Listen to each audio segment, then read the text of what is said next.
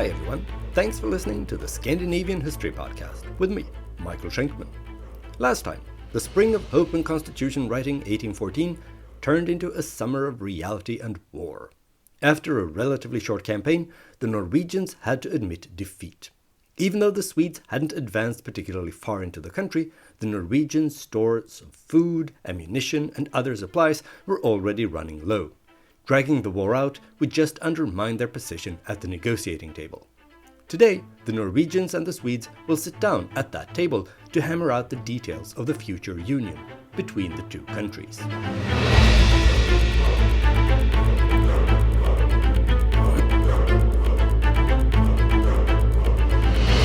Episode 127, The United Kingdoms.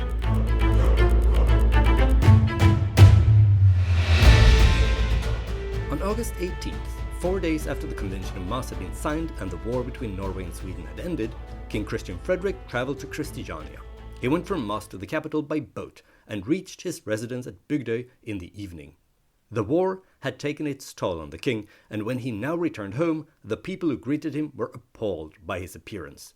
Christian Frederick appeared to be a broken man. He'd spent the first half of 1814 on a more or less constant high. As the bond between Denmark and Norway had been dissolved, he had led the country to independence and been elected its first king in over 400 years. Surrounded by sycophantic admirers, he'd played the hero and had sworn to defend his new throne with his life. But when push had come to shove, he'd folded within a few weeks, without even seeing a single minute of actual battle.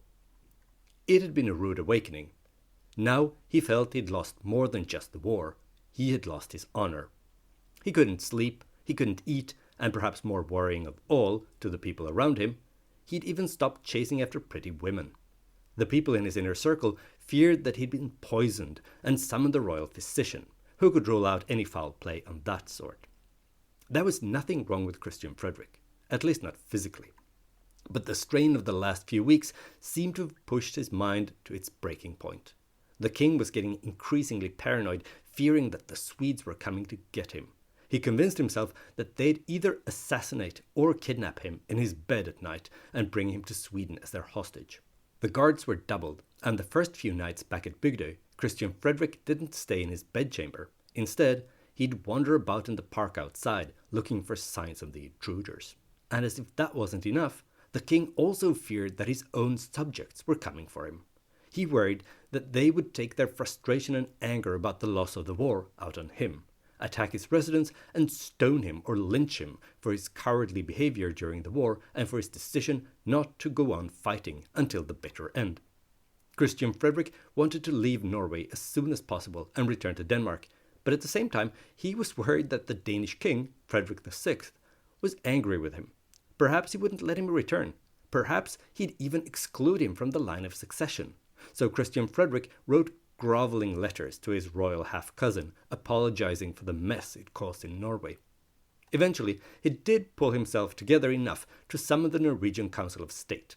He handed over the government to the council and instructed them to sign all decisions by the highest authority, as per the Convention of Moss.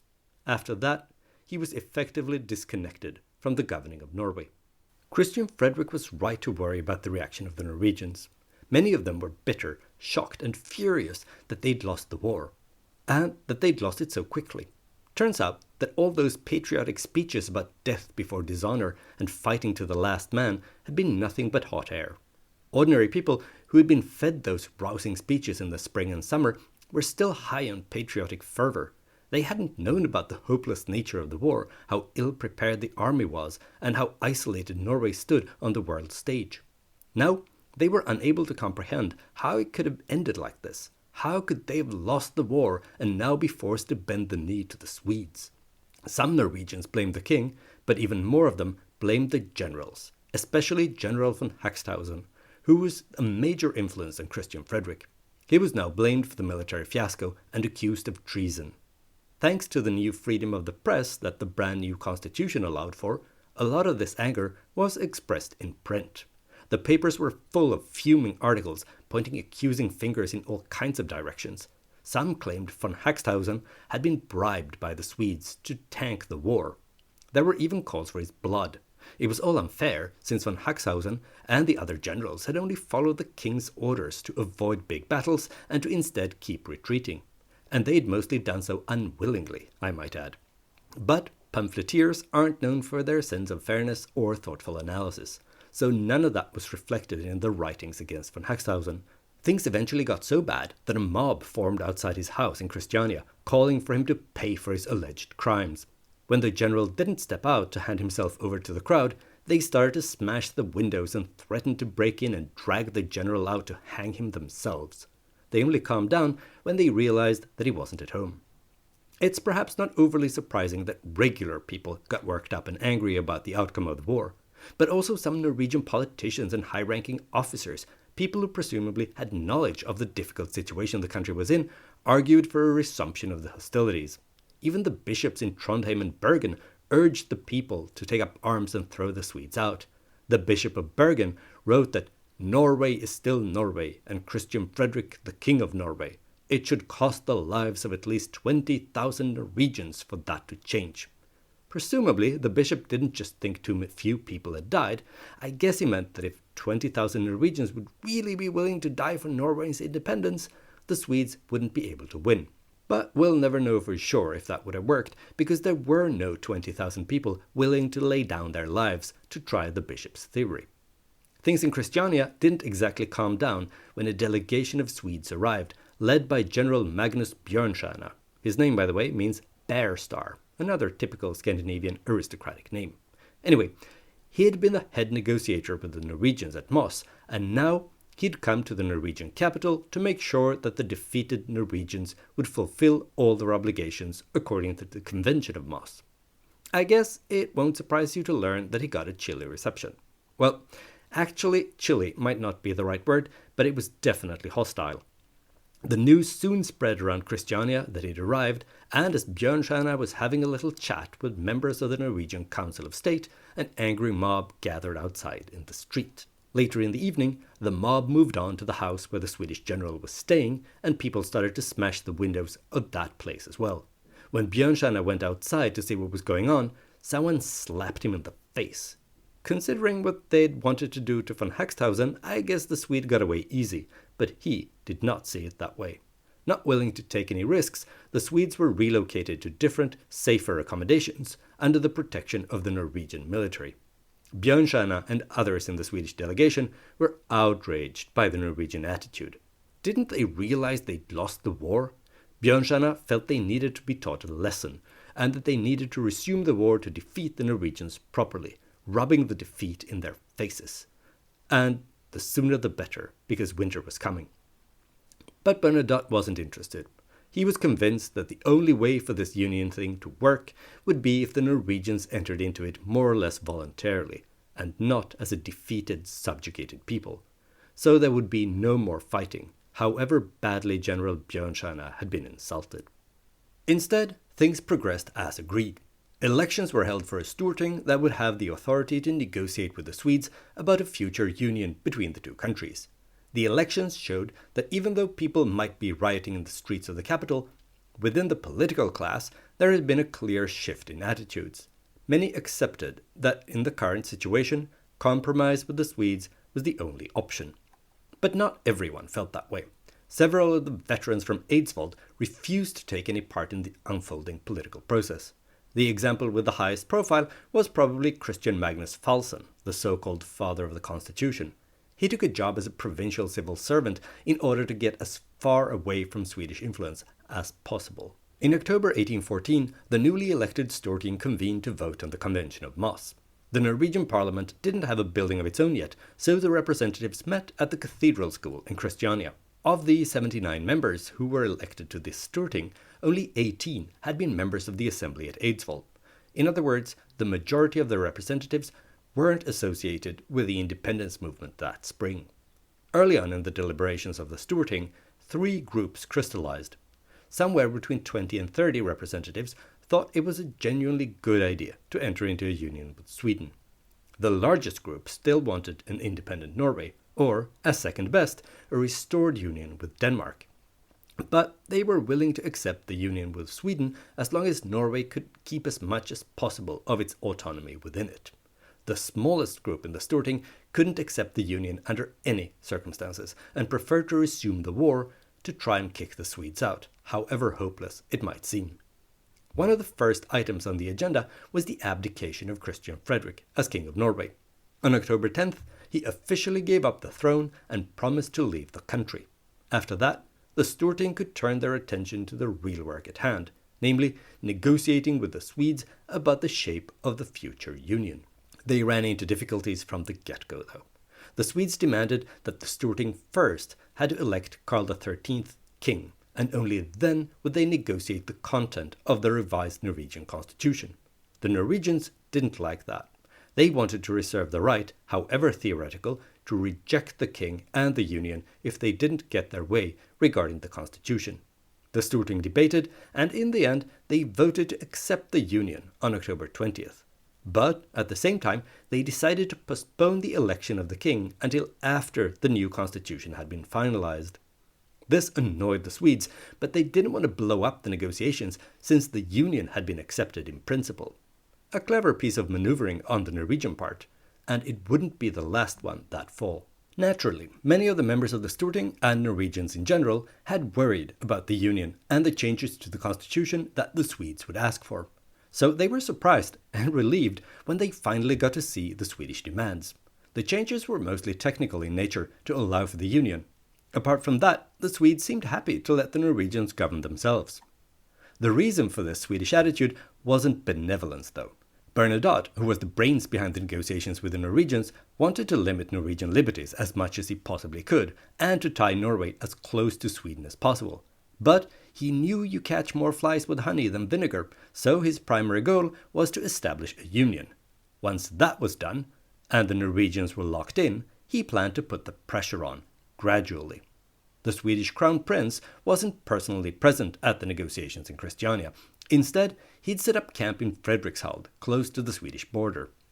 And from there, he kept a close eye on what was going on in the capital, doing what he could to steer the negotiations in the direction he wanted.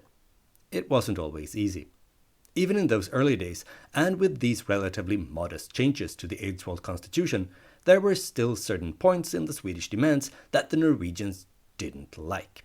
For instance, Bernadotte wanted to retain a Norwegian aristocracy and to introduce new noble titles in Norway, something that had been rejected by the Constitutional Assembly at Eidsvoll.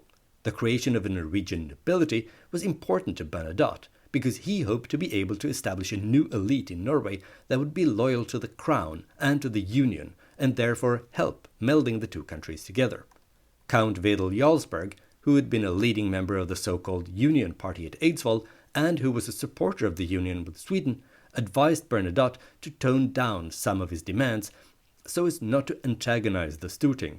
Especially the establishment of a new Norwegian aristocracy would be an unnecessary provocation. Bernadotte saw the wisdom in this position and didn't insist on creating new Norwegian noblemen. But he still tried to introduce changes that would weaken the Norwegian political class. For instance, he demanded that the Storting should meet every 5 years instead of every 3 years, as stipulated in the Eidsvoll constitution. That would mean that the civil servants would run the day-to-day business of the country for longer periods of time without the intervention of parliamentary representatives with all the authority that comes with an election win in their back. To further tame the parliament when it did meet, Bernadotte also demanded that the king should have the right to appoint the speaker of the Storting. And to make it even easier to bend the Norwegian bureaucracy to his will, Bernadotte also wanted to be able to appoint Swedes to serve in the Norwegian administration. On all these points, the Storting objected. To avoid open conflict, Bernadotte instructed the Swedish negotiating team to compromise and give in on basically every point of contention, just to get the Norwegians to sign a deal. Almost any deal. As I said a few minutes ago, Bernadotte was playing the long game and expected to be able to roll back most Norwegian rights and liberties in the future. Following this tactic, he also didn't object when the Storting voted to establish a separate national bank and to introduce a Norwegian currency, basically creating the framework for an independent financial life completely separate from Sweden. He also allowed Norwegian merchant ships to fly its own Norwegian flag, instead of the Swedish one, at least for now. But not everyone in Sweden was as patient as the crown prince. Several members of the Swedish government, military establishment, and even the royal family didn't agree with Bernadotte's approach. Instead, they were increasingly frustrated by the news reaching Stockholm about how the defeated Norwegians seemingly walked all over the victorious Swedes. An increasing number of Swedish politicians and military men wanted to resume the fighting and simply conquer Norway, scrapping their constitution completely. Even the Queen, Hedvig Elisabeth Charlotta, who had been so smitten with her adopted son, was losing her patience. She vented in her diary about how she felt that Bernadotte was full of good intentions, but he imagines that he'll get his way with mildness and benevolence, and he's too much guided by his sympathy for the cause of freedom. Clearly a dirty word in the eyes of the Queen, who'd supported Gustav III's coup putting an end to the Swedish Age of Liberty. But even Bernadotte had his limits, and the Norwegians reached them when they demanded to weaken the king's authority over the Norwegian armed forces. In the Eidsvoll constitution, the king had been the supreme commander of the army and the navy. At the time, when the assembly members had assumed that Christian Frederick would be the king, this seemed like the most natural thing in the world. But now, when this French marshal residing in Stockholm was soon to be king, it didn't seem like such a good idea anymore.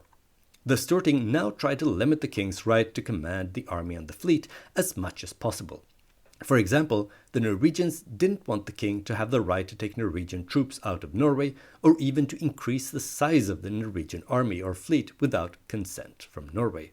They wanted to forbid Norwegian soldiers from serving under foreign command, and they didn't want any foreign soldiers on Norwegian soil without the consent of the Storting. Not even the Norwegian government would have the right to agree to such a step, only the elected representatives of the Norwegian people. Furthermore, they demanded that no Swedish soldiers cross the border into Norway in peacetime, and no Norwegian soldier would be allowed in Sweden either. If Sweden was attacked, only half of the Norwegian army could be sent to its defense, and if Norway was attacked, the Swedes could only send a force half the size of that of the Norwegian army. The rationale behind these numbers was clear. The Norwegians feared that the Swedes might exploit a foreign threat to overwhelm Norway with Swedish troops who might remain in the country as a de facto occupation force even after the foreign threat had disappeared. That would enable a military takeover of Norway that needed to be prevented at any cost. Bernadotte was outraged by these Norwegian demands. For the first time, he put his foot down. He even threatened that he could have the Swedish army on Norwegian soil within 8 days and march on Christiania. Faced with that threat, however hollow it might have been, the Storting backtracked, at least slightly. They agreed to a compromise, meaning that the king would be allowed to have a Norwegian guard unit in Stockholm, and soldiers from both armies would be allowed to have joint exercises in either country. But there would never be more than 3,000 Swedish soldiers in Norway in peacetime. They also agreed to lift the restrictions on Norwegian participation in the defense of Sweden in case of an attack. But they insisted that no Norwegian could be sent into an offensive war without the consent of the Storting. Another point of contention, where Bernadotte clashed with the Norwegians, was the right of naturalization. Or in other words, who should be allowed to bestow Norwegian citizenship on people who weren't born to Norwegian parents. The Norwegians wanted to limit that right to the Storting, whereas Bernadotte wanted the king to be able to turn anyone he wished into a Norwegian citizen. The Storting obviously feared that this was a tactic to get around their refusal to let the king appoint foreigners to the Norwegian civil service. The king would be able to take Swedes loyal to the king and turn them into instant Norwegians. They feared that the king would then fill the administration in his western kingdom with these fake Norwegians who had been Swedes 5 minutes before their appointments, thereby undermining Norwegian autonomy. And I'd say it's a pretty safe bet to assume that was exactly the plan.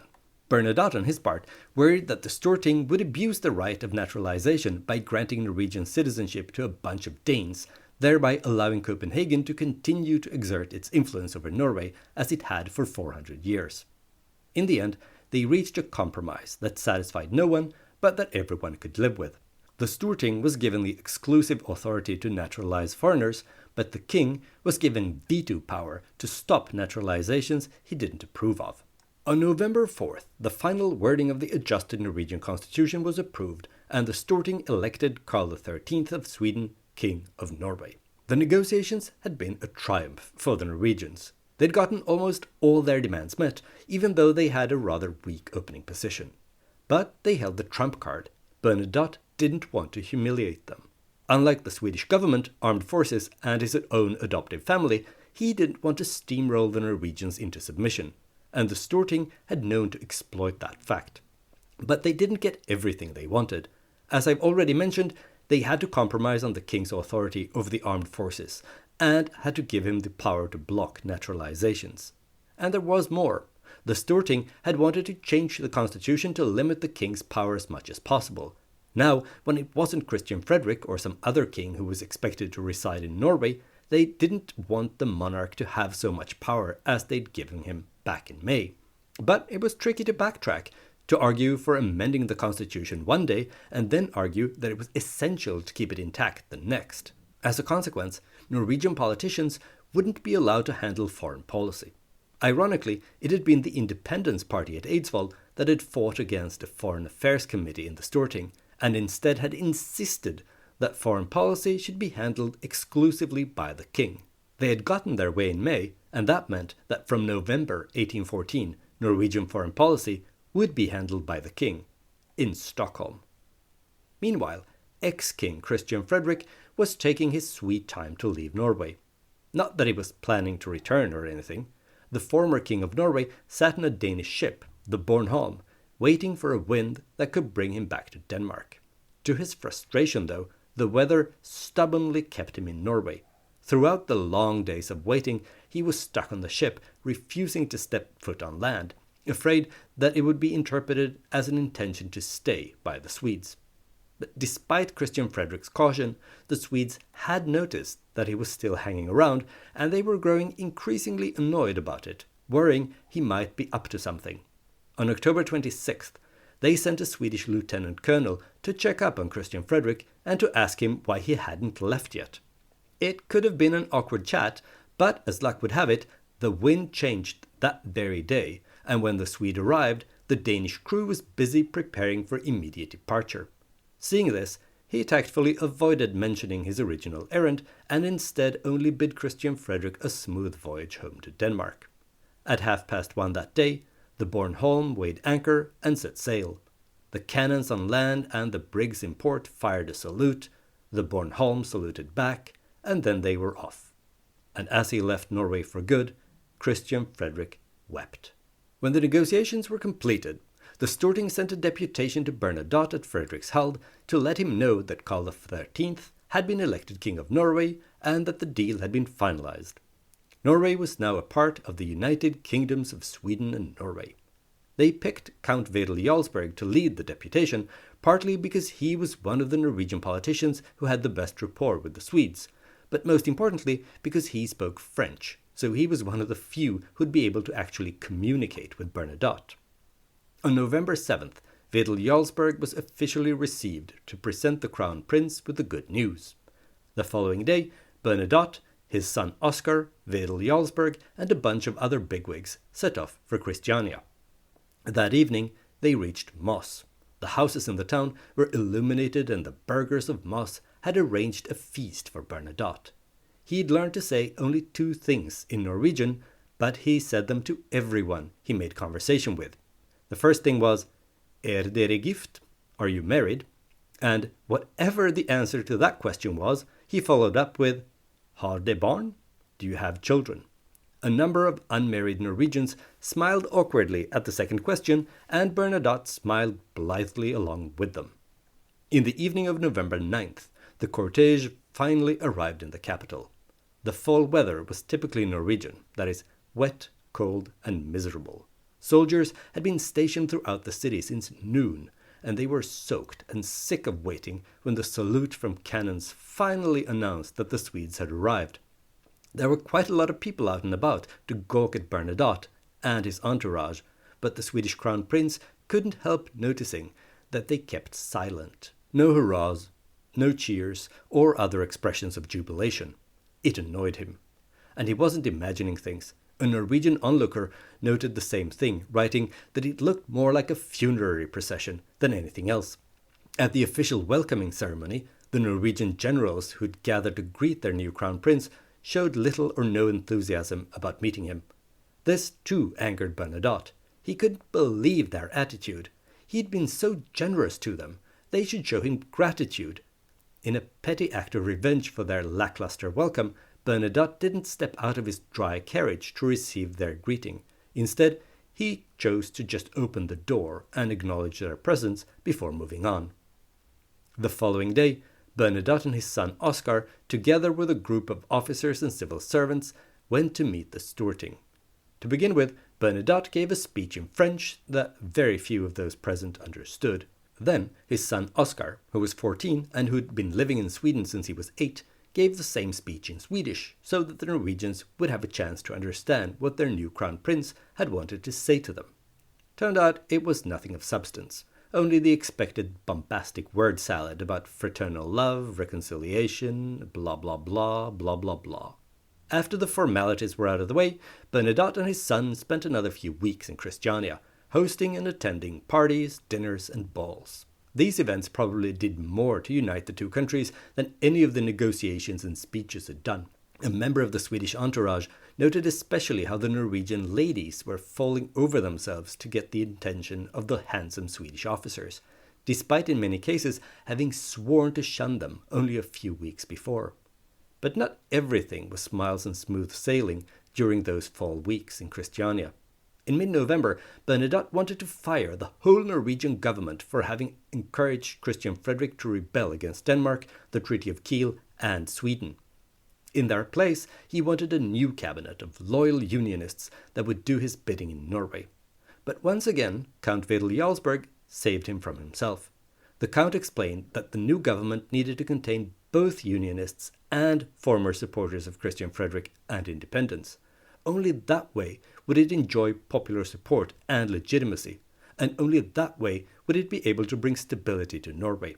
Eventually, Bernadotte once again realized that he was right and followed his advice, appointing people he despised to the Norwegian government. On November 29th, Bernadotte and his entourage finally left Christiania, escorted by a salute from the cannons at Akershus fortress. Even though he'd managed to charm many of the locals, they were still happier to see him go than they'd been to see him arrive. It can't be denied that the visit had largely been a success, especially considering how angry the locals had been only a few months earlier. But the positive effect couldn't hide the divide that the Union was built on. The relationship between Norway and Sweden would soon start to strain. Despite all their success at the negotiating table, the Norwegians still hadn't managed to achieve independence, and after all, that had always been their ultimate goal. It didn't exactly help that Bernadotte did what he could to undermine Norwegian autonomy once he succeeded Karl XIII on the throne in 1818. In the first years, both sides did what they could to paper over this divide with more flowery speeches. But rhetoric can only do so much. Sooner or later, the cracks appear. And they will, in a future episode. I hope you enjoyed this episode of the Scandinavian History Podcast. If you did, please consider leaving a stellar review, or at least 5 stars, on Apple Podcasts or Spotify. This is an excellent way to attract new listeners and to support the show. If you crave more content related to Scandinavian history, I recommend you look up the show on social media. For instance, you can go to facebook.com/Scandinavian History Podcast. Via the Facebook page, you can also send me questions or angry messages about things I've said or not said on the show. If you prefer the social media platform formerly known as Twitter, you can follow me and send me messages at Schenkman. That's SHAINKMAN. And if you've abandoned it in favor of Blue Sky, you can find me there as well. I look forward to hearing from you.